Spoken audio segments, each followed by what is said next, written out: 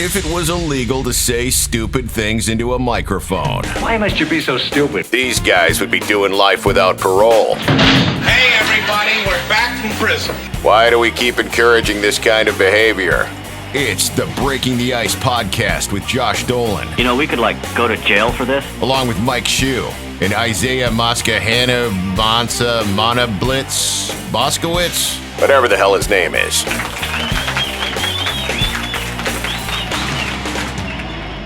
Yeah, it is. It's nice to be back on. It's good. And then the Telegram just did a good story. And what's the? I can stream it, right? There it is, right there. Oh, wow. Yeah. You know what? I got more comments on that shirt than I did on the actual story. Of course you did. What was the shirt? What shirt are you wearing? It's the Creature Double Featured Channel 56 shirt. Oh, dude, back in the day, Yeah. that was my fucking jam as a kid. Yeah, right after wrestling, every Saturday, man. Yes. They showed Dale Dorman was the fucking guy. Uncle Dale. Yeah, for a while. on Yeah, WC. Dale Dorman was the host, but they would show the old Godzilla movies, but then they would also show Creature from the Black Lagoon and the old Christopher Lee vampire movies and stuff like Creature double feature. You're going into Man. you're going into movie loft area. Whoa. Oh my God, Dana Hersey in the movie loft. Dana Hersey was the man. He ran Channel 38 by himself for I don't know how long. I just remember watching him on the movie loft, and he's wearing his white turtleneck, and he's like, and now part 2 of The Graduate. And then when I would stay home from school, he'd be on at 10 o'clock in the morning doing Ask the Manager, and he'd be the voice guy too. And that's when I realized he's also the general manager. Right. In Channel 38. He's doing everything. I was surprised he wasn't WSBK TV, where the Red Sox started out on. Right. And the Bruins too. The Bruins were on Channel 38 for a long time. Yeah. Oh my God. Dana Hersey was his fucking voice ran that station, man. He was just his voice is still on Howie Carr's show, and I love it. It's the Howie Carr show. The I Howie can't even Carr show. Oh my God. His balls are as big as friggin' cantaloupes and hairier than your grandmother's back. I'm Dana Hersey, and this Dana Hersey is the movie law. Oh my God, his voice could carve canyons into mountains. It's Dana, we got to put a tunnel in this mountain. Okay, move the rock. Get out of the way. The movie law. Ooh, Josh, you got close. Thank you. Did you none of us are close to Dana Hersey. No. Did you pull your balls down when you did that? Because I'm Dana Hersey. They're permanently down right now because I always say this. What are you talking about? The right, Josh? I drink whiskey. Nice Come shirt. on. Nice shirt. Did they give you that shirt, Josh? No, I bought it for $1 million bucks. Yeah. Maybe I should buy it. Just to show my support. You want to buy this one? Game worn? Not after you wore it. No. Come on, it's fucking game worn, man. He'll sign everything. Scabies on my skin. No, that's such a great album cover. Town Meeting is a great band. Everybody should give them a listen. Oh yeah, they are one of the most talented bands. Every single member sings. They all write the songs. They're all multi-instrumentalists. They're just super talented guys. Are you having fun with that podcast, that Neil Young podcast? That's awesome, man. We just did. Josh crashed the last one. Did. We were doing Rust Never Sleeps, and he freaked everybody out because apparently he read the Wikipedia page before he showed up. And well, I had all day to do my homework on it, and then I showed up, and everyone's like, "Why do you know all these facts about this?" I just read it. Josh is he's way ahead of his time on this album. We all stopped and looked at him what the fuck are you talking about? He goes, with doing it live, electric on one side, acoustic on. I was like, Jesus Christ, Josh. Yeah, because then he went in the studio and overdubbed it. I mean, that's really, Hey, Mike, Josh can read. Josh can read. Very much like the Comes a Time album, right, Josh? Talk about it. Yeah. He took those tapes to Nashville after recording in Miami, and he said, I just want to do this solo acoustic. And Ahmet Erdogan was like, well, I'd really like to have a band. So I think we lost Josh right there. I think we lost Josh. If you didn't have Ben still Keith, here. that album wouldn't sound like the way it sounds. Sounds like Mike knows what he's talking about. And also, Town Meeting did a few covers of Neil Young, and they really knocked it out of the park. They do. I love their covers of certain songs more than the original. And one of my favorite songs they do is by the Grateful Dead, and it's I hate the Grateful Dead, but I love. What song is it? Fire Mountain. Oh, okay. Steve, wow. That's the thing. The Grateful, not everybody loves the Grateful Dead, but they could write good songs. Like Ripple and and then people would cover them and they'd be great. It's like, I love the Grateful Dead. I just hate Deadheads. Like, I hate going to shows. That might have been what it was in college, because I went to college in Bangor, and I came out of Massachusetts. I went up there. Everybody was a Deadhead. I was a metal guy. And it wasn't so much, you're exactly right.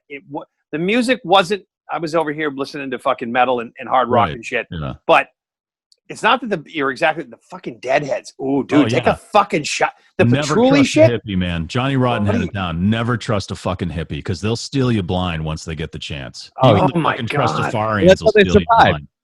Yeah, exactly. That's dude. We had a fucking roommate. A bunch of people they liked the Dead, but one of them was this dude was no shoes, tie dyes, never showered, and he barely paid his rent.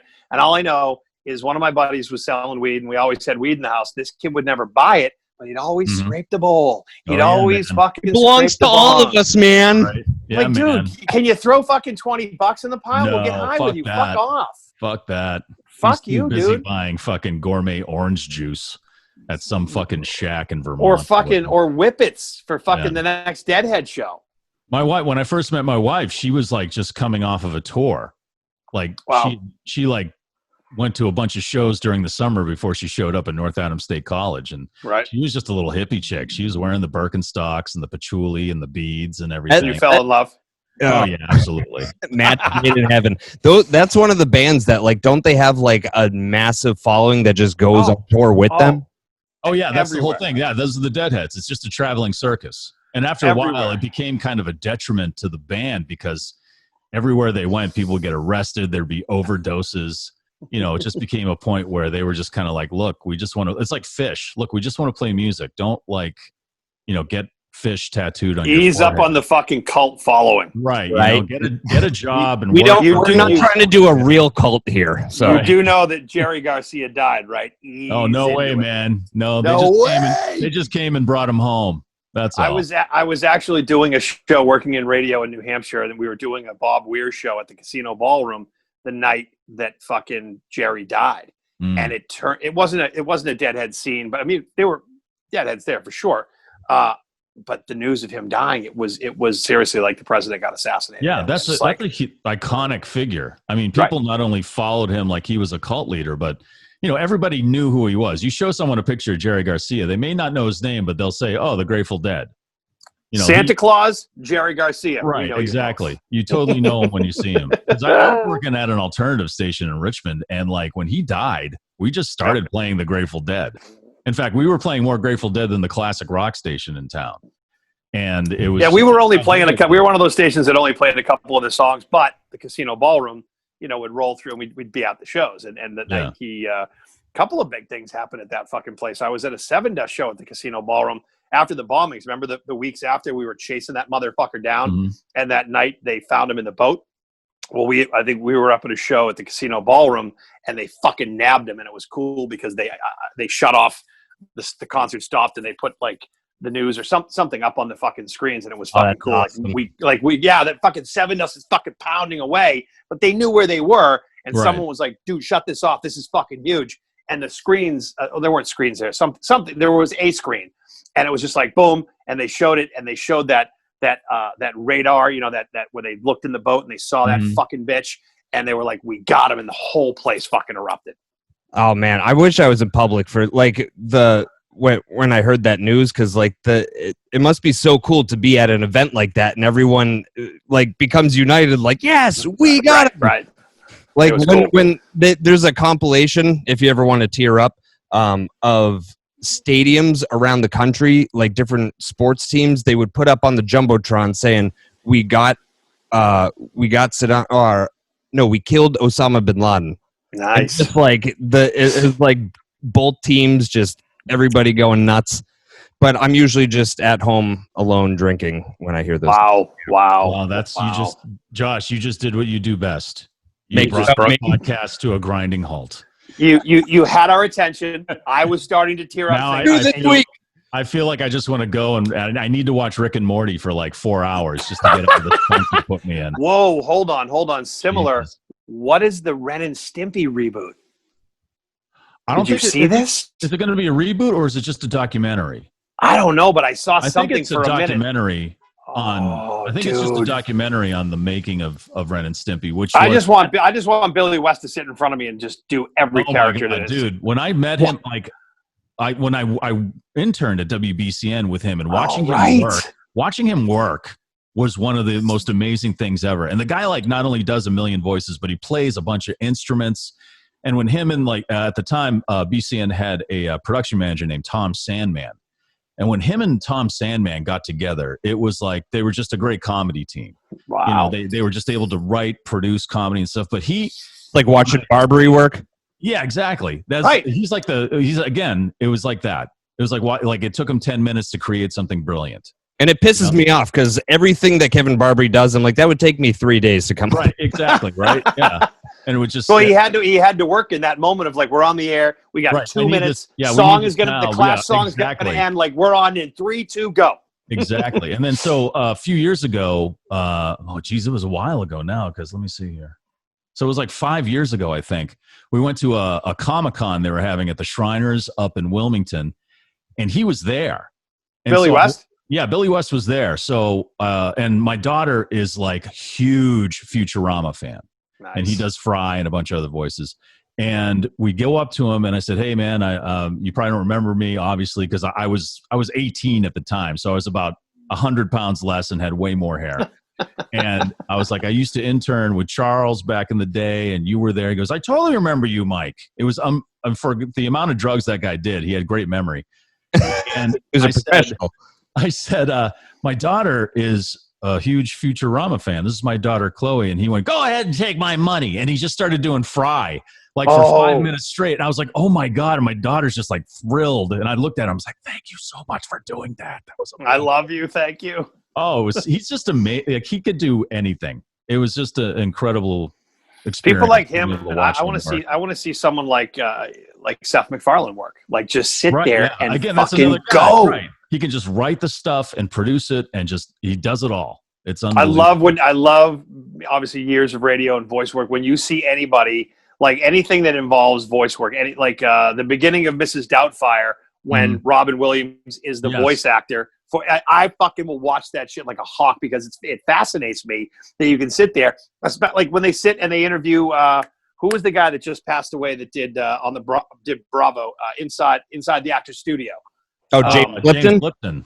Yeah, he just passed away, but he had the cast of The Simpsons on, and I will watch that 1,000 times. When you're like, that girl does Bart Simpson, and this dude does fucking 50 voices. Harry Shearer does like the most voices, right? Ever on. Did I ever tell you the Kevin Barbary story about The Simpsons? No. Okay, so I think it was early 2000s. They were renegotiating their contracts with Fox, and they were holding out. And someone told Kevin, "You should send them a tape." And so Kevin pretty much, he could do every single character, even like the minor ones, like of course he could. Willie the Groundskeeper and Mole Man and all. He did it all. He could only Barney, the guy at the bar. Yeah, he did that, but he couldn't do Bart. That's the only one he couldn't do. So he sent them a tape, and he gets an email back from Fox going, "This is great. We might need you. Stand by." Wow. Third string goalie action. Right. Wow. Shit. Unfortunately, they cut a deal, but I mean, that's like. Well, can you imagine? They probably use Kevin as leverage, and they're like, if you guys don't want it, we got this guy. Yeah. Yeah. We don't just have to pay one guy to do it. Maybe the chick who does Bart, and that's it. Right. Between that and the fucking keyboard he has, he's got a little museum going. Dude, I still keep texting him like, "When can I come touch the keyboard?" And he's just like, "I don't know. There's kids in the house." You mean Geddy Lee's keyboard or the other keyboard? Yeah, Geddy Lee's keyboard. I just want to smell it because it smells like. I want to smell one time. I want to smell the case because it probably smells like Geddy. And I bet Geddy smells like. I bet he smells like a friggin' maple caramel syrup. swirl Cape Cod candle. Really? Yeah. Maple syrup. Wow. That's what I'm not sure about that, but you keep texting him. Yeah, I'll keep texting him. There's going to be pictures of me naked with this keyboard. You keep texting him. I'm like spooning with it in a bed or something like that. Where's Nemr, man? Aren't we supposed to be talking to Nemr? Yeah. The nice article they just... What? What just happened? I don't know. What happened? You just had a stroke. You just had a digital fart. Yeah. Oh, you did. Where is this Nemr guy? He just texted me. He said he's running a few minutes late, and I said just jump on whenever works for you. And he said thank you. So hopefully he jumps on soon. So he's very polite but not punctual. Yes, I mean I do. It's okay. Hey guys, so I'm going to try and muscle through this. My dog's whining because mom took the other dog to the vet, and the dog that's home with me right now, Puddle, just thinks the other dog's getting something that she's not. And I'm just going to try and get through this and get us back to this wild episode with Nemr. But I just want to say thank you to our sponsors at Wolfpack Coffee. Everybody knows that if you watch this podcast or listened on AF, you know I have a coffee problem, and I don't have a coffee problem now because I have Wolfpack Coffee. Veteran-owned, veteran-run, and they're a sponsor of this wild podcast. And the only problem with coffee I have now is when I run out. And you never have to worry about running out of coffee ever again because you can go to wolfpackcoffeeusa.com, which is made by our other sponsor, Invoke Media, who made the Break in the Ice website. So you know the website's good and makes us all look way more professional than we really are. And, speaking of Breaking the Ice podcast, go to breakingtheicepodcast.com to get yourself a Breaking the Ice podcast mug that you can drink your Wolfpack coffee out of. And if you're sitting inside a house that it just needs, they say don't judge a book by its cover, but you can definitely judge a house by its cover. I know it's what's on the inside is what matters. But do you really want to go trick-or-treating up to a house that looks like an actual haunted house? No. And what's the main focal point of the entire house? It's the garage doors. It's the garage doors, and if you don't have, a couple little tykes that are just playing street hockey and destroying that garage door, you're just going to, either way, you just need to keep your house looking good so that you have company over and, just so that the neighbors will talk to you, like when you're washing your car or something, and they say, you can come over and do mine next. It all starts with the garage door.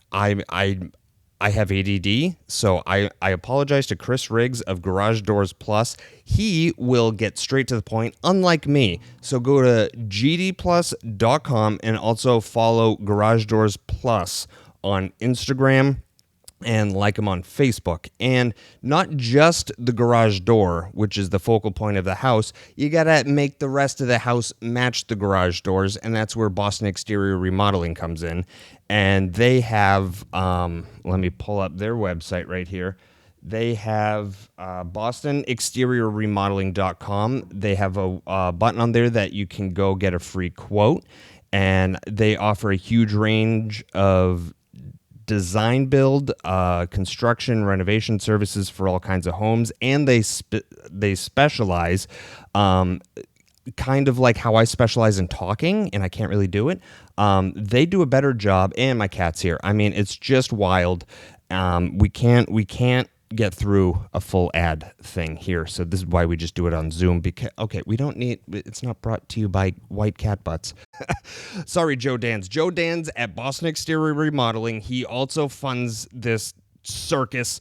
But no matter what the project, they always guarantee the highest quality of materials, and they have great craftsmanship. You can see all their projects on their Instagram. They have a lot of he's always updating the stories, and they have a lot of pictures, and it's just great home improvement porn at Garage Doors. Yeah, go follow them too, at Boston Exterior Remodeling on Instagram, and go like them on Facebook. And again, go to BostonExteriorRemodeling.com to get your free quote. And Invoke Media, which we already touched on, makes Breaking the Ice podcast.com, made our friends over at Wolfpack Coffee USA's website. And if you're still listening to this ad, then they thank you too, and I thank you. And now let's get back to the podcast before I just lose all the listeners. Good job not barking. So I'm on Mistress Carrie's podcast this week. So I was listening. Check that out too. That was okay. Her studio is so nice. Is it? It's way better than my closet. That's for sure. Hey, man, a lot Yeah. of Really, in your it's closet. beautiful, and it's super comfortable. And there's like couches, and She's getting married. I know she's getting married again. Oh. Poor guy. Oh. What a sucker. He may be a Marine. He's got nothing though. He's got nothing on. Yeah. But yeah, It's fucking all happening. yeah, that's incredible. Well, good for her. I'm super happy for her. She's crushing it. That podcast sounds great. Yeah, the podcast is awesome. You're on this one this week? Yeah, I'm on this week's podcast, which Yeah, is it's up now, and I was listening, and the first 15 minutes was just you two shitting on me.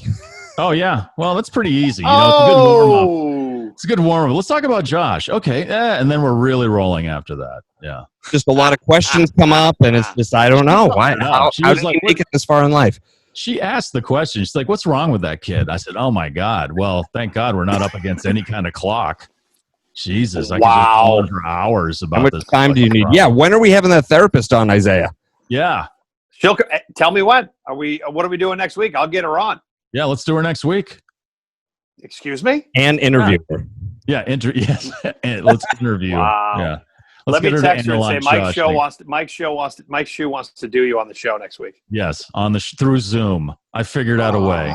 And then we can also get a hypnotist, what you and Carrie were talking about. I was like, I never thought of that. I wonder if I could get, like, hypnotized into not hating snakes, because it's exhausting. You mean like people that get hypnotized to quit smoking? Yeah.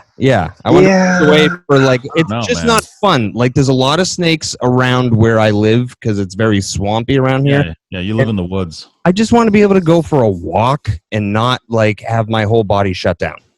They're more afraid of you than you are of them. Oh, I don't care. Except for the boa constrictor.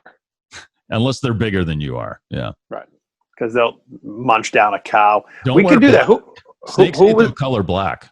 he doesn't wear black. He wears I know. He wears like really pastel-y, like he's going to Fagawi colors. Goo Goo Dolls live. No, town meeting. Asking to join. What? Nemr said he's here, but he's asking to join. You're in charge of this shit. Zoom is, I mean, Wow, can you imagine? Can you imagine how good Josh's overnight show would have been, Mike? Oh my God, so much dead it would air. have been better because we wouldn't be using Zoom. Yeah, exactly. Okay, fair. So is he trying to get in? Yeah. You sure it's Nemr and not someone who's trying to Zoom bomb us? I wish that would happen. Anybody Are wants we to getting Zoom bomb? I I'd love to get Zoom bomb. There he is. I don't know what happened. I don't. You guys sent a Google link and a Zoom. I just realized I'm sitting on Google and waiting for you guys to, and you're not even on Google. So that's fantastic. Hi, everybody. I'm so sorry I'm late. I'm so sorry. That's No a worries. podcast, so you don't have to be on time. There's no clock. There's no commercial break. Yeah, Josh it's not like has we have no to get idea you what in and he's move fucking you. Still, doing. it's very rude and disrespectful, and I truly appreciate you guys not giving me shit for it yet. At least, thank you. I'm very sorry. Give it a few minutes. Give it a few minutes. Okay, great. Can you do? Is the camera good? Is my sound good? You look beautiful. Is that your look good beautiful side? in that light. That's your eyes are beautiful. It's not me. Boy, is that your good side, dude? All right, I'll go with it. Actually, my good side is here, but this is where the camera fits. Who is that in the background? This is the great Eunice. Who's Eunice? Eunice is a character on our show. Can you see this picture properly behind me? Like, let me see if I can. See that? Let's see that. Okay, so let me hold on. Yeah. Eunice was the first eunuch. You got to see this picture properly. 1 second. Oh, I didn't even notice that was a Pringles can. Yeah. Pringles and Doritos. Yes. So, isn't that great? And she's what awesome. show? Like, from what show is she from that you do? No, she's not from any show. So this is like an actual. So I was in Amsterdam, and hold on, let me just put this. It does have a Rembrandt quality to it. This is a very famous Dutch painter has painted this hundreds of years ago, and then somebody went and photoshopped Pringles can. and Lay's. And I was walking in Amsterdam, and I look into a shop, and I see this, and I was like, this is amazing. Because I see it, I'm like, that's such nice artwork. And then I come closer, and I'm like, holy shit, that's Pringles. And I cracked up. So I bought the picture for like 10 euros, which is nothing. Yeah. I framed it for $600. The frame. Jesus. Oh wow! I went to the place. I was like, frame this as if it's fine art. Right. And I thought that would mean that I'd pay like $40. And then $600. it was $600, and I was like, Jesus fuck. Well, but now it looks so regal. So everybody's like, that's such a nice painting. And then they look at it, and they're like, oh, for fuck's sake. The mantle. Yeah, for real. The helmet's like an old Vermeer that's been lost forever, and those are like old 16th century Protestant Pringles. That is, yeah. They're Prangless is what they are. They're the original. But You never know. They could have been. They could be from history. You have no idea. That's what I say. So I basically tell everybody, this is our my online mascot, Eunice. She presides. She identifies he, she. It's they. They and them are the pronouns of Eunice, and they preside over our stream and bless us constantly. That's basically whatever. And everybody's been on it. And feed us salty chips. Yes. Yes, very delicately. So you have Eunice, and on this show we have a thing called the racist cock. Oh, Really? Where's the racist? Can I see it? I have to bring out Yes. the cock. Okay. And Mike always forgets to bring out his cock. All right, there's the cock right here.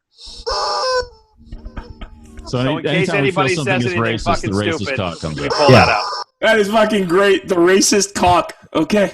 No, We so have shirts. save Yeah, we us from getting canceled. Right. We actually have shirts that have the cock. It says, "Don't be a racist cock," and they're selling like wildfire. Really? Yes. Or maybe not. They're not selling. We have the T-shirt. No one's bought it. They're selling like There. wildfire relative to our show, which means Yes. we sold like 4 of them. Yes. It's pretty huge for us. Yeah. Yes. Yeah, so the sales of the T-shirts are kind of they kind of represent like the radio industry. It's just a slow, steady, just Slow trickle. Did you leave for good, Josh? Well, He I got don't know who's kicked going out. to hire me again, but our one of us is back on the radio. Mike Shue is back on the radio. Recently, I got back on at nights here. I live in Worcester, Massachusetts, so there's a station here, The Pike, and they were kind enough to make a place for me. Very nice. So Because of your voice. Are you hearing his voice, by the way? It's so good. I was basically doing my radio show in my car to myself, so thankfully I can get back on the radio. Sometimes in his closet. Yeah, sometimes in my closet, which I soundproofed, so Brilliant. yeah. We all got kicked out in February when the station we worked Right. at, WAAF, got sold to God. K-Love bought us Oh, shit. after 50 years. Yeah. Why did they kick you guys out, though? I mean, I don't get $11 million later. Yeah. So they heard us. You take these guys with you. We don't want them around. They listened for a few months and went, "This is just not going to work. Yeah, this these won't guys- work on the Jesus channel." Yeah. These guys can't play. Oh, it's a Jesus. Oh, it was a Christian. Oh no, Yeah. K-Love is a thing. K-Love is a national. I mean, they bought a shit ton of rock radio stations. CCC in Hartford. What is it? I think PLJ they in bought New the York. Loop in Chicago. Yeah. Yep. WAAF in Boston. I mean, And they converted them all into, like, preaching radio stations? Well, They it's play a syndicated contemporary- show. Contemporary Christian music. That's what they call it. Fucking dog shit. I know. We went. It went from playing. We were playing Slayer and Slipknot and stuff, and then all of a sudden, it's all about it's all about the Lord. So There's no way. Did you ever That's see when transition. Did you ever see that time when As I Lay Dying came out as a Christian metal band? And then they interviewed them, and they were like, none of your lyrics are Christian metal. He's like, I know, but we're all Christians, so I just thought we'd say we're a Christian metal band. I don't know if you... Wow. there's a lot of Great bands marketing. like that. They say they're Christians, but they don't they're not preachy about it. They just kind of sing positive lyrics and stuff like that. Yeah. The Christian punk rock bands, because isn't that kind of like an oxymoron? It makes no sense. Yeah, it's like you're supposed to be raging against any kind of established or organized religion or anything like that, and they're like, yeah, we're a Christian punk band, so Nope. Jesus, and also fuck you. Yeah, that's like being a Christian black metal band. Where Right, exactly. You can't. Instead, you build churches. Right. Yeah. We don't burn crosses, we build crosses and then scream. Yeah. So, it's Nemr, right? I'm saying that right? Nemr. Yeah, Nemr. It's all the actual pronunciation is Nemr, but I'm not going to ask you guys to go there. So. Roll at the end. Nimr. Yeah, Nemr. Nimr. So you were born in Lebanon, but you because of the Civil War in the 80s, your family came here to the United States, and you lived in San Diego for a while, and then you went back over there. Nailed it. My question about that is, my father came from Taiwan. And so my father's side of the family all lives in Taipei and stuff. And so I go back to see my family and my cousins, I'm introducing myself to my cousins and they're telling me their names. And it's like, oh, so what's your name? And it's like, Xie Guang. And I'm trying to repeat it and stuff. And then he goes, or Ken. My question to you is, did you ever consider using like an English name? Because all my cousins have it. It's like Ken.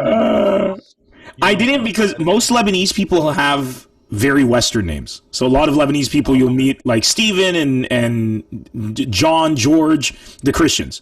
And the Muslims, usually Muhammad or Ali, or like they're easy to pronounce. Nemr is a very rare name even in Lebanon. Like there's the only other Nemr that I know is a guy who used to run a chicken, the most delicious chicken in the country is a place called Bueri Chicken. And then he got in a fight with a guy and murdered him with an AK-47. That's the only, that was back in the 90s when it was still like just fresh post-Civil War. And you kept the name though, I like it. And you kept the name. I was like, I don't want him to come after me for ditching it. Well, and also the thing about Nemr, what I like, Nemr means tiger in English. So if I'm at a Starbucks, I'll just tell him tiger. So I'd be like, because Nemr King. I'm not gonna bother with that. I'm just like tiger, and people like when you say tiger, you always get a positive reaction. Like anytime I say tiger, especially if it's a girl or something, you'd be like, ooh, like it's always a good thing. Right. Nemr never gets that reaction. So clearly, I'm sticking with it for other reasons, and mainly it's because I like how ambiguous it is. Because if you have like an Arab name, if your name's Ali, you're like, oh, okay, probably he's a Muslim. If your name's George, it's a Christian. You can kind of start to. I like the fact that Nemr makes no sense to anyone anywhere. And it kind of, like, if you want to come check a show out for me, you're not going to know if I'm Lebanese or whatever. If you're blindly stumbling into a clip of mine, you might even think Nemr stands for something. If you go to Nemr.com, it's actually registered to a company in Massachusetts called New England Marketing Research. And fuck them, first of all, because they took my domain. Well, let me tell you something about them, Nemr. They are your human resources solutions provider. Right. Oh, I was doing research. I was looking at it like, HR, what's... Oh, you saw the website? I'm like, looking at it, I'm like, Josh is crazy. This isn't funny at all. What the Dude, hell is this guy doing? I wanted to buy Nemr.com years and years ago. This is like back in like when domains were just starting to be a thing, early 2000s. And they had it. Like they've had it since, and I've been waiting for them to financially fail. I'm waiting for them. Tell us about HR services, Nemr. I mean, and they, it pisses me off. I have a complaint about Josh Dolan. Can you take my complaint? Yes, I can. Here at New England Marketing Research, we pride ourselves in finding alternatives for all your problems. Hey, listen, we're up in New England. We'll hunt these motherfuckers down. Dude, please do. I really want Nemr.com. I got NimrComedy.com, and it feels like so, like, I don't know. Yeah. You want Nemr. You want Nemr.com. 4 letters. Do you know what NEMR? Have an address? It's perfect. Here's the thing. And people ask me why I dropped my last name. Because my full name is Nemr Abu Nassar, which is impossible. That's the answer. It's impossible. What's that? Not enough fucking room on the posters. That's it. I swear to God, that's actually it. So I literally, when I do posters, it's like, Nemr Abu Nassar live. First of all the algorithms on Facebook, Instagram are going to shut it down for too much text. So the best thing that I could do is literally just put Nemr. It's 4 letters. Right. It's perfect. Like, I know this. Yeah. Taking the SATs growing up, Isaiah, Isaac, Moskowitz. Shit, dude. What the fuck? Doesn't fit on fucking anything. Also, nobody knows how to spell Isaiah. Where do I put the I and the A and the H and how and many? Moskowitz. And Moskowitz is tough too. All of it. So it's like, I get it. That's why it doesn't fit on posters. My license just says, fuck it, Isaiah. They just gave up. They're like, that. His parents must have been fucking baked. The fuck? Yeah, no. My full name is Nemr Yusuf Abu Nassar, which is just too much. Too much. That's not going to happen because we take the middle. The middle name is the name of the father. My dad's name is Joseph, which is Yusuf in Arabic, and so yeah. So I just stuck with Nemr. That was the easiest thing. I want to ask you about the getting into stand-up comedy because it's an interesting story. So you went back when you and the family moved back to Lebanon. that's where you had to start. You wanted to do stand-up comedy. So you didn't start in like New York or Los Angeles, right? You started in Lebanon where there was nothing. Like, was there even a comedy scene? No. Were there any other people that wanted to do stand-up comedy in Beirut and Lebanon, anywhere in the country? No, nowhere in the Middle East. Had to be the fucking funny guy. And nowhere. You were the one guy. Right? Yeah.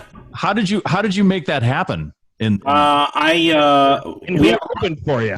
We have a lot of oil in the family, so we just bought it off. No, that helps. That helps. I wish Lebanese don't have that. Sadly, when I left San Diego, the U.S. when I was 10 in like 1992, and I lived in Lebanon from end of 92 to 2014, pretty much for the most part.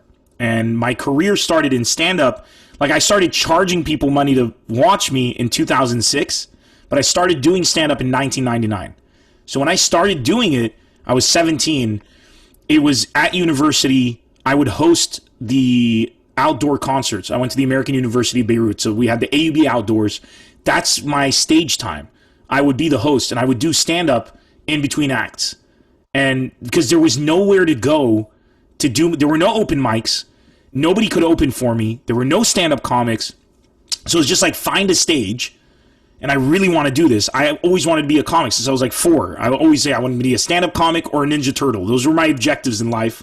Still are my objectives in life. Just the stem cell research isn't where it needs to be yet, but we're getting there. But regarding the stand-up, I was like, okay, I really want to do this.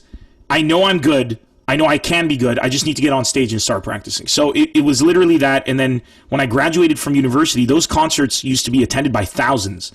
And they go on for days. So it was like boot camp. And by the time I graduated, I had a following based off of that. And then I would crash other small concerts. People would call me up like, hey, we're doing a concert. Could you come host as well, do a bit of stand-up? It started to become a thing. When I graduated, I then had a bit of a following as a result. And I kind of leveraged that and started doing my own shows. And then for lack of a better term, I kind of blew up across the Middle East pretty quickly after that. And it was like literally it started in Beirut, and then the next country I went to was Jordan. Then I did Kuwait. Then I did Saudi Arabia. So each of these countries, I was literally the first person to ever do that. Yeah, and then did they have comedy? Is there any other country in the Middle East that had a comedy scene? No. Anybody at all? No comedy scene. I never had an opener. The first time I ever had an opener for a show of mine wasn't until, in most cases, until the last show that I did. Which was in 2018. And I never had openers. So even when I do a show for 6,000, 7,000 people, I just walk out on stage and the show would begin. So, or even if it was a club. What I ended up doing is all these countries I'd go and I'd start creating my own competition, like teaching them how to produce the events, how to, people who wanted to be comics, like give them advice, try to coach them through it. And now there's an amazing scene across the Middle East. Wow, but you basically are like the Johnny Appleseed of comedy. Kind of, in that region. Yeah, in that region. It was kind of like a very... it wasn't difficult for it to permeate because stand-up is such a beautiful... It's such an easy sell in many ways. Laughter is universal. Laughter is universal. So from a viewpoint of an audience member... sorry, go ahead. No, I was just saying it's addicting. It is. And if you're an audience member, you're going to want to go and laugh. But the reason that it really got popular was Arabs are very business-minded. And I come in and I'm like, I have an art form that is one person on stage with a mic and lighting, and that's it. And you can charge the same price as you do for a band. So if you want to fly a comic in... Hired. That was it. So people are like, this is fucking... First of all, we don't barely like, what's this sound check? Test, please, higher the volume, lower, and I'm done. And they basically embraced it so much because of the profit margin in it. And that was kind of like what really catapulted it. And companies, corporate events, they're like, just get a comic. It's just one person. Fly them in, put them in a hotel. The bands were inaccessible because I remember when I first started doing stand-up, my biggest difficulty was to convince people to let me use their venue. So I'd go to these venues. I want to do stand-up. And the thing they would tell me is, how much can we charge tickets? And I'd be like, you can charge, $20 a person. And they'd be like, that's what we charge for bands. There's only one of you. That was their reasoning, was like, they're getting 4 people for 20. Why would they pay 20 for one person? Right. And which is a very detached way to look at it, but it made sense. So I would say, okay, you're closed on a Monday. Give me Monday. I don't want any money. If I don't do anything, you don't get anything, and take all the money I make. And that's how I started. I would pack the place out, and they would be like, holy shit. And then their cost was barely anything, and it was pure profit. They're selling alcohol, and there's a huge profit margin on that. And I'm drawing in a clientele that spends money because they're happy and they're having fun, so they're ordering more drinks, and that's just how it goes. So it literally became like rapid fire. It started to catch on. And also that when you're starting out in stand-up, like when I started, it was very tough to get on stage in Boston because when I first really started, I was in Los Angeles, and there's tons of open mics. But then I came back to Boston, and I was like, there's nothing. And so I was like, well, I'll just start doing my own shows. And that's the best way to like get your own stage time, is to produce your own shows. It really is. The only drawback is you have to take care of the marketing and the filling it up. But, you just I had to accept it. Yeah. But I never ended up selling out like airplane hangars like you. But, it's... He's getting there. You know what, Josh? I got to say, I hear a lot of comedians, they are always like, oh, it's so tough breaking into the comedy scene, in New York or LA, and it's cutthroat and whatever. And Nemr like took nothing. And he in a place that was like, he went to places that possibly had turmoil going on, like some kind of civil war or something like that. And he like made the scene. So it's kind of like when I hear a stand-up comic after reading about Nemr going, oh, it's so hard to break into the scene. It's like, well, fuck you, do it in Beirut. This guy absolutely nothing. That is too funny. I have no idea what it's like to get past at the store. So I'm like, you have the store. When I first came to LA, okay, I moved out from Beirut, and you said it. When you say turmoil, like we would do shows right after terrorist attacks. ISIS just killed 56 people. Showtime, and so I'm sure you guys heard about the explosion that happened in Beirut recently. Yeah. And I basically put out a very aggressive statement against the government that literally murdered the people. And so that people don't say I'm one-sided, I included a clip from 2014 of me on stage saying just a few hours ago there was an attack, and it's a sold-out show of thousands of people. And that's kind of how it was. Like, I was doing shows right after terrorist attacks. I remember in 2005, our prime minister was assassinated, allegedly. Although now a United Nations International Tribunal has linked it directly to people from Hezbollah and backed by Syria and Iran. He was assassinated and blown up, and it took out an entire block. And they did it on Valentine's Day to send a clear message, killed a ton of civilians. I lost friends in that attack. And then the country united, pushed out a Syrian dictatorship at the time, and we're still fighting it to this day.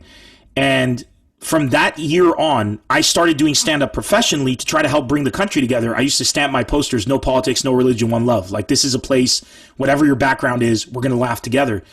And it was very revolutionary to do that. Everything was political and religious. So I do that, and from 2006 to 2011, I believe, we went through a period of nonstop political assassinations. So basically the Syrians were like, okay, we're out of government now, no problem. Your entire government, we're going to murder all of them. And they killed 14 ministers with car bombings, executions. And we were doing shows and building a stand-up comedy scene throughout that. There was several wars. We fought Al-Qaeda. We fought ISIS. We fought domestic threats from within that were funded by foreign regimes. It was never ending. And we were doing stand-up through that. So when I came here in 2014 and I'd go to the store or the Improv, and I'd hear other comics complaining about stuff like, man, the drinks here, they're just like, and I'm like sitting there, I'm like, shut the fuck up. I don't say anything, but I'm looking at these very famous comics, and I'm not going to name names, being the whiniest bitches I've ever seen in my life. And I'm like looking at them, I'm like, I understand why people who fight in Iraq, American soldiers, come back and get PTSD, or any soldier. The disconnect between being in a place with that much violence and then coming here and hearing what people are complaining about. I mean, I don't have an ice cube in my It's drink. It's like, man, I don't know what to tell you. It's unreal. Was it crazy to like go to the like a place like the store and then like have to watch what you say because people might get like offended. Like I saw you talking about how over there they have actual problems. They don't have time to be worried about like what is that? What's the meaning behind that word? What did you mean by that? And then it's like you come over here and you can't score for a soccer game. A lot of people, when I do interviews here, they'd be like, so what can you say here that you can't say in the Middle East? I'm like, it's the opposite, man. Like, I'm going to be honest. I'm very careful here. I actually think a lot when I'm structuring my jokes. When I go to Beirut or any of the Arab countries, I'm just like, and then I just let it fly. I let it fly because they care about your message, right? And they know the reality. They know what we call cultural appropriation here, or what we call political or incorrectness there. Over there, they're like, no, I mean, obviously he doesn't mean that. Like, they know the meaning of your words is what carries weight, right? And here, I don't like to bash political correctness because I do think a lot of the things that happened with political correctness here were great.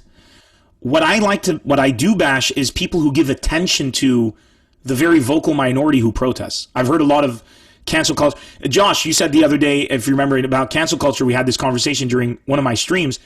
I feel like if you don't give them importance, they don't really matter. Do you know what I'm saying? Like, I've come to see a lot of American comics, like you'll watch every comedy special right now. They're like, I know I can't say this, but I'm going to say it no matter, and people are cheering. I'm like, you're on a, like, Amazon or Netflix or Showtime. People are cheering for you. You're selling out all across the country. Clearly, nobody's canceling you. Right. You know, like, so I think we're starting to circle jerk into something that doesn't really exist. You know what I'm saying? Like, it exists, like it's out there, and I know people are getting canceled, but those who are getting canceled, I look at how they're handling the situation, I'm like, you're kind of doing a shit job. Yeah. Like Louis C.K. getting canceled. Whether or not I agree with that has nothing to do with the fact that anybody with half a brain could have handled that situation way better. You know? Just lie and volunteer at a women's shelter. You know what I'm saying? Like, go out and make a large donation, say you're sorry, and then drop a comedy special where you talk about it and, like, say how you've learned. Right. Just give your people who want to defend you, give them arguments to defend you. Yeah. But don't go and make a joke about a rape whistle. Do you know what I'm saying? Like, it's like, dude, like, just the optics. Just, you're a comic. You're supposed to be smarter than that. You know, so I'll criticize him on that every day of the week, but I don't like to bash fellow comics. It's just like when he came out with that, I was like, dude, who's advising you? Like, these are tricky situations, and this is coming from a guy who's had to navigate doing a show. Like, if you go to my Instagram 2 weeks ago, I have to take on the government, risk my life by cussing out the president, which is apparently illegal now, and go and have my family at jeopardy while also doing a Twitch stream of me playing Nintendo games. I'm balancing those out. You couldn't balance this? For real? Like, you couldn't at least try, like, to put out a half-assed statement that people could cling on to? Clearly, America doesn't need a really high standard of morality to get behind you. So give them something. You know, what did you think? I don't know if you got to see Aziz Ansari's special.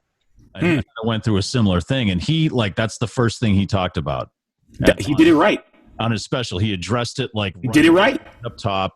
You know, and then he kind of made that the joke. He was like, wow, this is a real funny comedy special. You know, I'm talking about, you know, some problems with sexual allegations that are, you know, things that he did it right. And unfortunately, the bigger you are as a celebrity, the harder it is to come back from something because the target's bigger. But he's moving in the right direction. I honestly, my opinion on Aziz Ansari and what happened with him is what the majority of people think, which is, dude, it's a really bad date. It's clearly just wasn't something. This isn't sexual assault. So I guess maybe he was more confident addressing it. Yeah, it wasn't exactly the same as Louis C.K. But if I'm Louis C.K. and I'm going to go down anyways, I might as well try to not, you know. I mean, give it a shot. I mean, there's some people that you can kind of tell who did what. Like, the innocent people come out and, like, they just put it in your face like, look, it wasn't, I didn't do it. Like Brian Callen has been. Brian Callen. Brian Callen is somebody that I know. We're not friends, but I know him well, and he lived in Beirut for like 7-8 years, so that's something we've bonded over, and we talk about, and I love the guy. When the allegations came out, because I had him on my podcast, one of the people who watches our podcast immediately sends me this article about Brian Callen. I was like, oh, fuck. That was my first reaction. I read through the article, I have my opinions, And I kept thinking to myself, how Brian handles this is going to decide how I feel about this.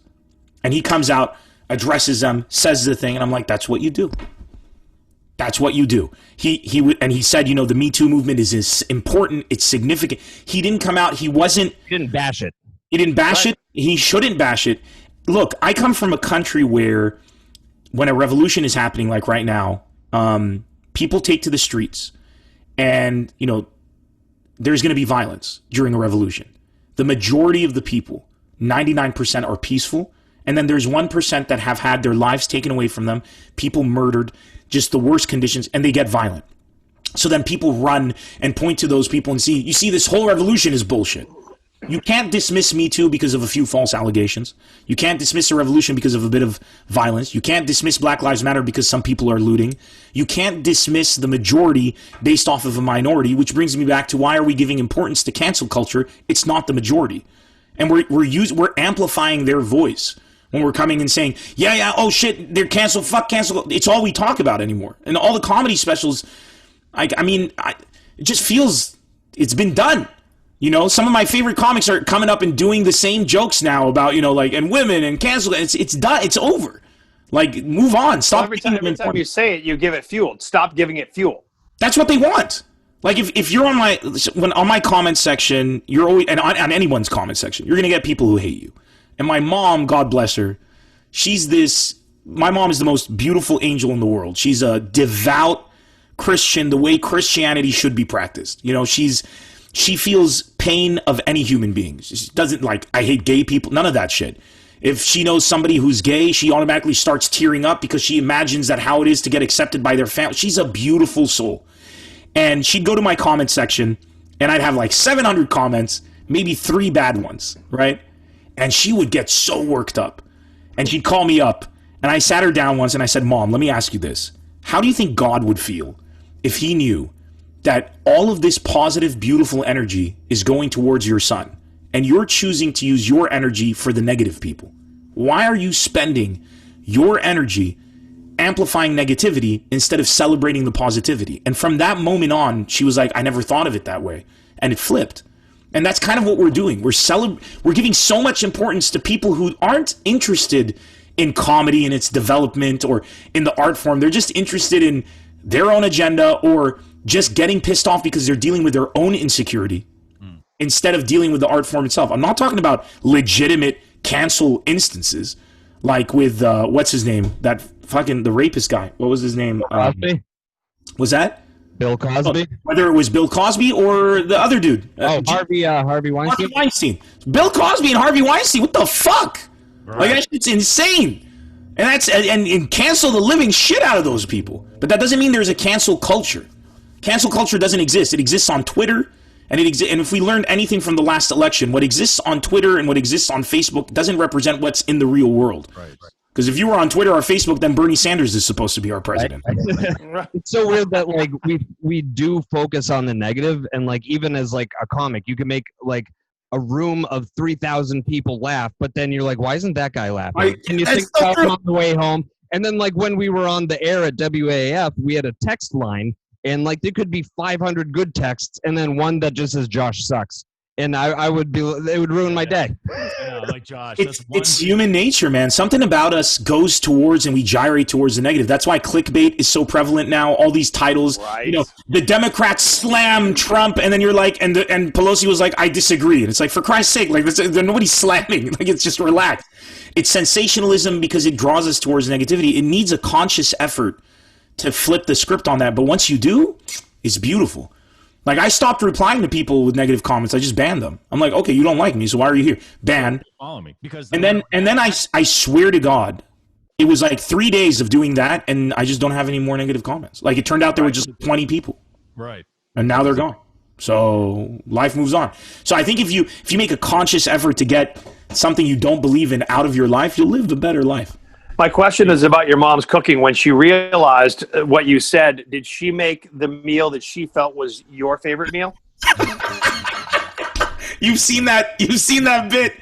Go down that road. That made me laugh my balls off. Man, it's universal. That's every mom. It doesn't matter where the fuck you're from. They will always say, I made your favorite food, and it's not your favorite food. It's their favorite food. I should have told her that at the time. That food is called mjaddara, and people in the Middle East laugh especially hard on that joke.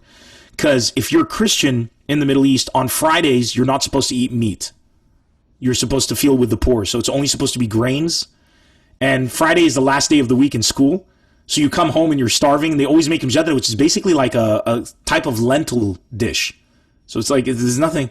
It's delicious. It's not bad. You just never crave it. You know, like you're never going to be like, oh, lentil soup. I really want, you know what I'm saying? Like, it's kind of like fucking oatmeal, really. It is. It's not, if you're eating it, you're like, this is great. It's nutritious. I'm enjoying this. I'm satiated. It's delicious, nutritious. It's all there. But you're never like, you know what I could really use right now? A bowl of oatmeal. Lentils and rice. Yeah, it's not going to happen.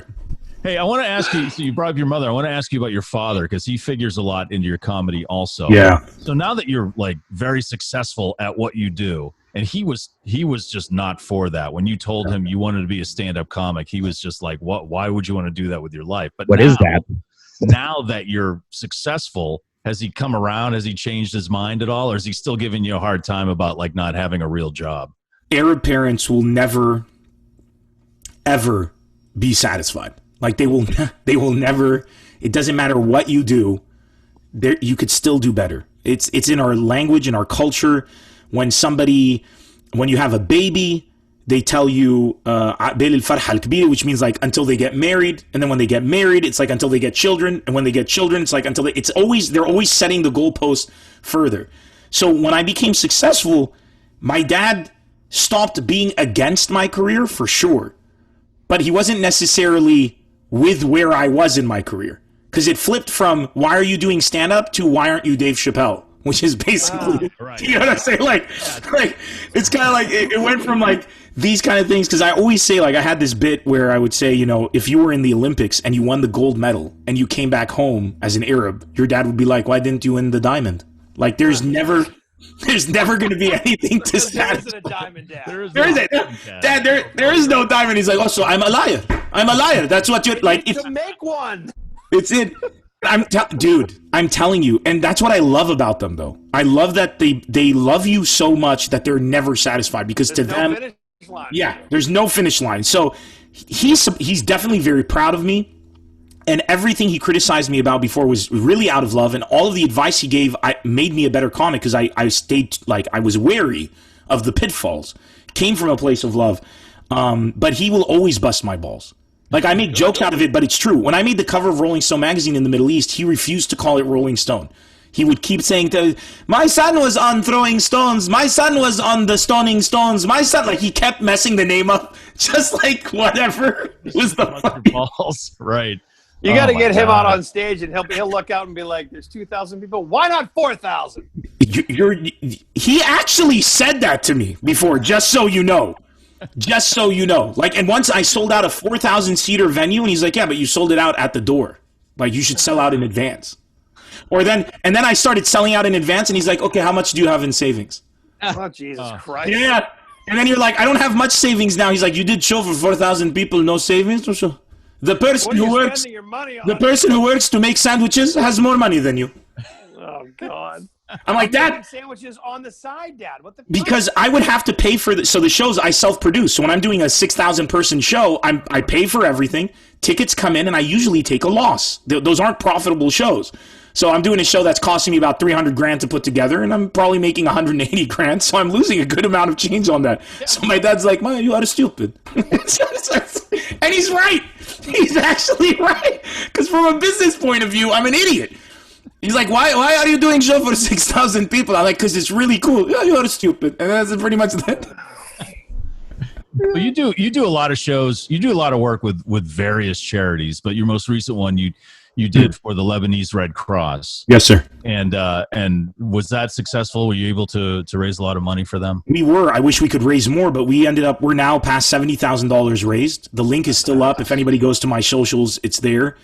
Give those out. Give your socials out.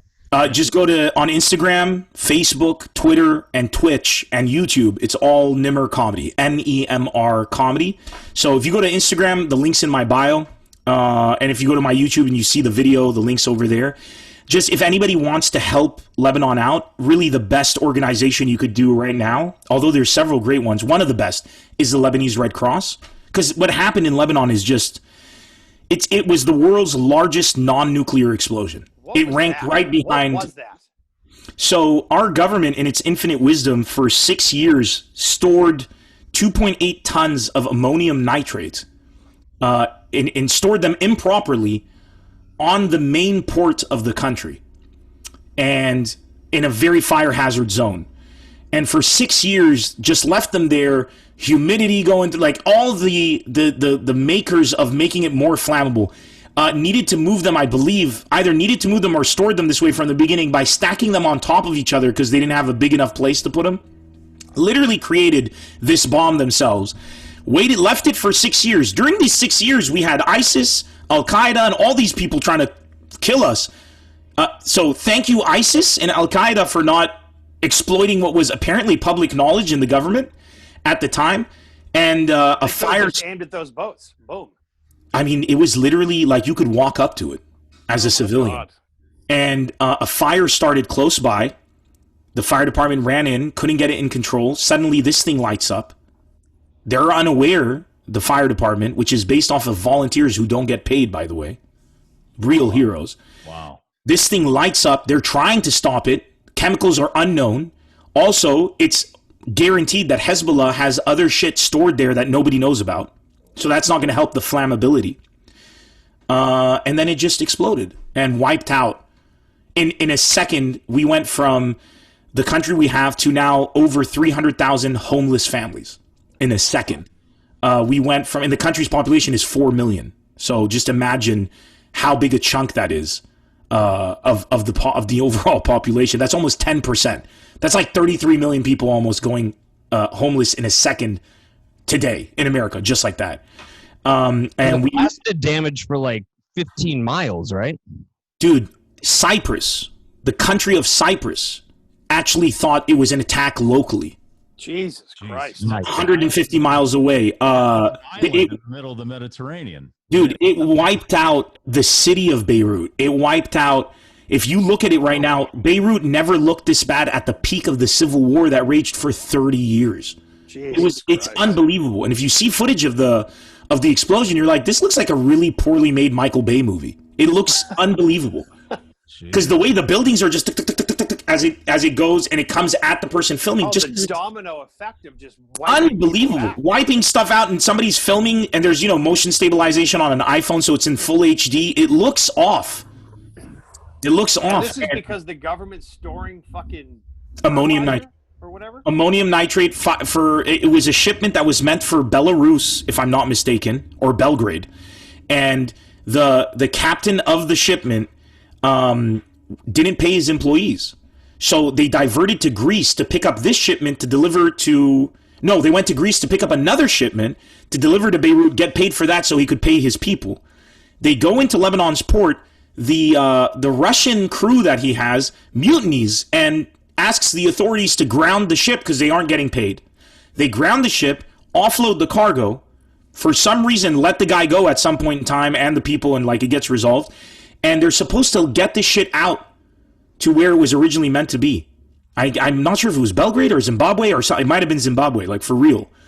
And they just left it there for 6 years. And a lot of people come, why did they leave it there? Why? And I know without a shadow of a doubt that the reason it got left there is getting it transported costs money. And whoever wants to transport it wants their commission out of what the government is going to pay for that. So if I'm a minister and I'm hiring a company to transport it, and let's say they want $1 million, I want my 10%. And I am guaranteeing you they didn't find the right deal, so they just left it.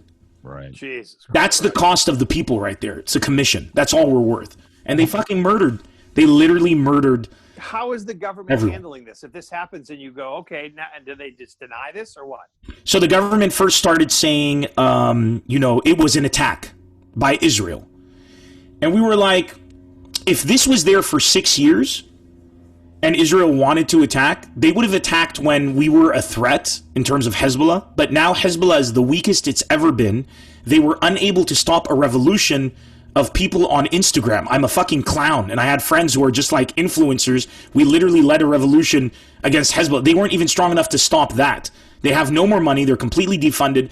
They've been annihilated by fighting in Syria. They're at the weakest they've ever been. So now Israel's going to come in and now strike them instead of the past 6 years. Makes no sense whatsoever.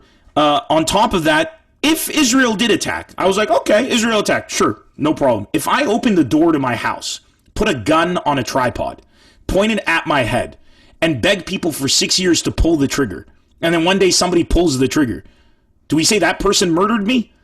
Or did I kill myself? So stop with the narrative of who planned the attack. It was there for 6 fucking years. It's not even our ammonium nitrate. So the bottom line is, and you put it on the busiest port in the country.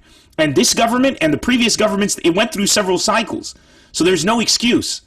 So the government responded without a single resignation. Not even one. So Lebanese heroes took to the streets, and finally the government resigned, but our disgusting pig of a president, who is illegitimately there, and his son-in-law, and it's a very, very bizarre situation, backed by Iran and Hezbollah, refuses to leave power. The guy has dementia. He doesn't even know what the fuck's going on. He's ancient and old, and I'm not saying that as an insult. I'm being serious. We have a couple guys like that right now in this country. Yeah. It's also, they're the Orange Party. Yeah. So the similarities are just too much. Know each other? Wow. Dude, and it's the son-in-law. It's the president and his son-in-law, and it's the same shit here. It's unbelievable how, it's unreal how much similarity there is. This guy is still there, refuses to let go, and it gets worse. All of the cleanup, all of the rescuing, nobody from the government helped. We had zero government people saving lives. Those were Lebanese civilians going into the thick of it, pulling people out themselves. We have Lebanese volunteers going and volunteering their services to rebuild homes. Lebanese people like the Lebanese Red Cross, which is a volunteer organization, giving people cash money to be able to make ends meet. The country is literally being run by people. Literally. And the government is only using its forces and violence to hide evidence. So when international organizations came to help and had rescue dogs to try to find bodies under the rubble, they didn't let them in because they were afraid that they would find what else was stockpiled there. Right. Yeah. So imagine that is what we are facing as the people, and that is what we are going to get rid of very soon. And we've been chipping away at them for a long time. America's not the only fucked up country. Nah. Oh. But in your defense, you're doing a bang up job of really emulating our model. Let me tell you. Yeah, we're trying. You're doing an amazing job. We're trying to be as fucked up as you, bro. Come on. Beautiful touch with the RNC having 5 family members. Let me tell you that. Oh yeah. That was fantastic. I was like, I feel like I'm at home. This is perfect. This is amazing. Killing me. I got to say that there's a tiny positive thing that came out of that, and that's, I read there's so many other countries now going through their ports and looking for the same exact thing, stockpiles of dangerous materials like ammonium nitrate or whatever, or munitions or whatever. You know, there's a lot of countries realizing, well, maybe we should take a look at our ports. So I believe I took a screenshot of it. I believe it was Darkhan. Let me make sure. I remember taking this tragedy, but sometimes because they're like, holy shit, because this has happened before. It happened in China. It's happened in Texas. Wow. That you had an explosion from ammonium nitrate. Where are my screenshots? There they are. I remember. Here it is. Senegal. Senegal seeks to move huge ammonium nitrate stock from Dakar port. And the Dakar port, they have 2,700 tons. We had 2,800. It's literally the same thing. Jesus Christ. So if you're it's all based on money. It's all based on, like, I'm not going to move my shit unless you pay me commissions. Unless you pay me my commissions. And that's the bottom line. And if you're a corrupt country, you need to move that shit because you don't have the if America fucked it up, and America had checks and balances on the storage of this. It wasn't a corruption thing. It's something that is super non-flammable, super non-combustible. Unless some very specific mistakes are made, then it becomes highly flammable and explosive. Yeah. So yeah, just fuck it. It's for fireworks. Just get the fireworks. Right. Don't need it. Well, Nemr, it's been awesome having you on and schooling up on what's going on in Lebanon and your story. It really is amazing to me. Your story of just really building a comedy scene in the Middle East. I love that. And yeah, that's incredible. Next time I hear someone like Josh going, "Oh, I can't even get like on at an open mic over at Giggles." It's like, oh, dude, Lenny won't let me go under the tent tonight. He's dodging, the chicken guy's killing people. We think there's like chicken fast food wars here in the United States, and they're going after each other on social media. They're shooting each other in Lebanon. So you're doing real shit. Beirut blows up, and you do a comedy special the next night. You have to, man. I mean, look, if you're gonna take charge of making people laugh, that is the most powerful weapon in the world. If people I hate when I hear people in America saying, you're a comedian, stay in your lane. Literally, the most important thing for a comedian to do right now is to share their perspective and to influence people, because laughter is the strongest weapon that indicates whether there's a human spirit remaining or not. So really, and a lot of people who bash celebrities make me laugh. As a guy who lived abroad, the only reason America is loved outside of this country is because of celebrities.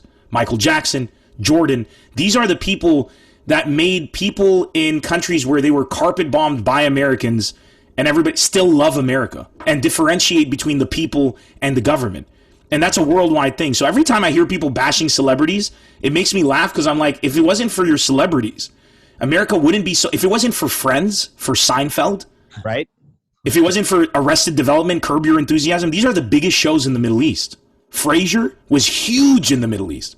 Those shows not only helped America thrive abroad, but it also undid a lot of the damage America did with its terrible foreign policy. But on top of that, it made people want to be like America, which is why the world is watching in horror right now, because we look at America and we're like, what the fuck happened? We're trying to be like you. Why are you trying to be like us? Yeah, you're fucking up your own thing over there. Yeah. And also, like Japan, why don't you hate us? I feel like they're...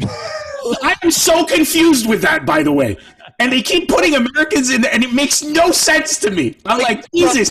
Two of the biggest bombs in history not that long ago, but in America, we're still like the fucking British. It makes no sense. And every time they do anime, it's like European features and everything, and you're like, I don't know what it's kind of like when you're on a playground and you really slap the shit out of someone, they become your best friend. I don't know if that's the right analogy here, but it's kind of like there was a respect established at that moment, I guess. I don't know. Yeah. Just, I don't know. And also, speaking of doing shows, on your website, it still says that you have a show November 21st in Boston. Is that canceled? Yeah, everything's canceled. Okay. All right. I'm leaving those dates up in memoriam. Those are everything. Come do your show on our podcast that date. I am very happy to do that. I'm basically canceling everything until there's a treatment or a vaccine. And cancel yourself? The fuck? I mean, that's how they can't get you. Cancel yourself before the cancel culture comes forward. All their power. Quit. Yeah. And also, before we end, I wanted to ask you, because I've never asked anyone from Lebanon this question, because I had never heard this before until I met my wife, and she's from New Hampshire. I'm from Massachusetts, and the first time I hung out with her and her friends, they were saying this name Beirut as a game, and I was like, "What? You mean beer pong?" I had never heard that before, and I was like, why the hell are you calling it Beirut? And it's because the balls are like bombs. And I was like, wow. I was gonna ask you if that's offensive, but you just laughed your balls off. I guess. Of course it's not offensive. Dude, you guys got to hear some of the jokes we make about ourselves. It's not offensive. It's only offensive if the person saying it is saying it like they mean it. Do you get what I'm saying? They mean to offend. Yeah. If somebody comes out and goes, yeah, Beirut, because you fuckers in Beirut, you're always bombing each other. Then you're like, yo, dude, chill the fuck out. First of all, we got the best party scene in the entire world. Nobody even comes close to putting a candle to that. We have the hottest babes. We have the coolest dudes. And we shoot guns better than anybody. So watch yourself. If you want to throw balls into a fucking cup and yell Beirut, do it. If you want to yell Beirut and celebrate our bombing, go ahead. We're here for it. That's what I'm saying. Just don't hate us. Celebrate us. I'm down with it. Don't ask if we're vegan, is what you're saying. Yes. All right, Nemr, thank you so much, man. We appreciate you coming on with us. And then, so you've got a bunch of comedy specials. Is the latest one is the no bombing in Beirut? Right, No right. Bombing in Beirut is available everywhere. If you have Amazon Prime, you can watch it for free. It's up there.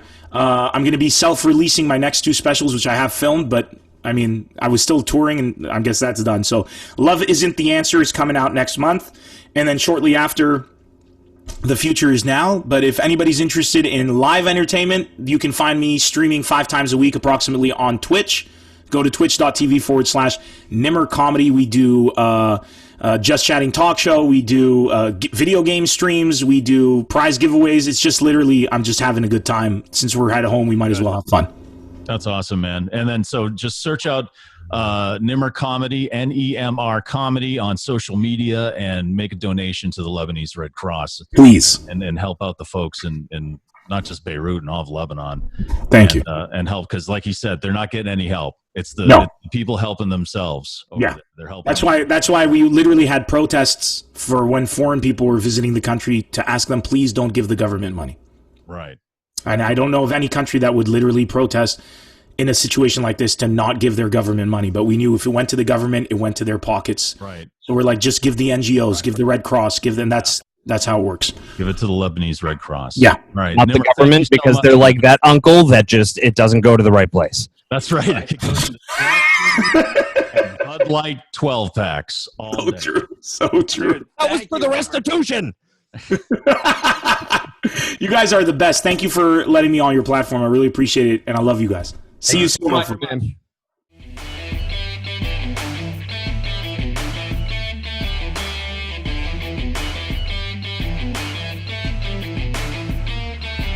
Wow. Thanks for listening, watching to Breaking the Ice, where we make up words like watching. And if you liked it, please share with your friends. The podcast continues to grow. Please subscribe on YouTube and hit that notification button and give us a 5-star rating or whatever. I mean, I hate when Uber drivers say that. Can you give me a 5-star? I'm like, well, you were sneezing in my mouth the whole time, so no. But if you do enjoy the episode, please go rate us, subscribe to us, and yeah, I'm starting to not talk. My dog is still whining, and I'm just going to get out of here. Thanks for watching Breaking the Ice podcast on YouTube. Go follow us on Instagram, Twitter, and follow us on Facebook. And yeah, I'm out of here. Thanks, guys.